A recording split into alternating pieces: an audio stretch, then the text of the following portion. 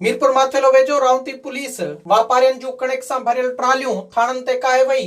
वापारियन पारां पुलिस खिलाफ एहतिजाज कयो वियो। कचे मां कणिक ख़रीद कंदड़ वापारियन जूं कणिक सां भरियल केतिरियूं ट्रालियूं डीएसपी वस्ती जीवन शाह, लाल बख्श डहर ऐं एसएचओ वस्ती जुमन खोसो रोके छॾियो। वस्ती जीवन शाह पुलिस, ओबावड़ो पुलिस ऐं बेलो मीरपुर थाणे जी पुलिस वापारियन खे घेरे में आणे कणिक सां भरियल ट्रालियूं थाणनि ते काए आई। वापारियन जे सॾ ते केतिरा ई शहरी निकिरी आया, जन पुलिस खिलाफ थाणे आॾो एहतिजाज करे धरणो हयो। उन मौके ते वापारियन नादर मलिक ऐं शेरदिल मलिक इल्ज़ाम हणंदे चयो त पंहिंजनि पैसनि सां कचे मां कणिक ख़रीद कयूं था। पुलिस भते ख़ातिर निजी हथियारबंद बीहारे रस्ता रोक करे थी। हुननि चयो त वस्ती जीवन शाह पुलिस गुज़िरियल 10 सालनि खां भतो वठे थी। हिन भेरे फी ट्रालीअ ते 30,000 घुरिया विया, न ॾियण ते केस दाख़िल कयो वियो आहे। हुननि चयो त पुलिस राति जे पेट में ट्रालियुनि तां कणिक चोरी करे फी ट्रालीअ तां 5 बोरियूं ज़बरदस्ती लाथियूं आहिनि। होॾां डीएसपी वस्ती जीवन शाह, लाल बख्श डहर अवामी आवाज़ सां ॻाल्हाईंदे चयो त कणिक जी चुरपुर ते पाबंदी आहे। ॼाणायल कणिक जूं ट्रालियूं पंजाब न्यू पे वयूं त नूरशाह दमदमे तां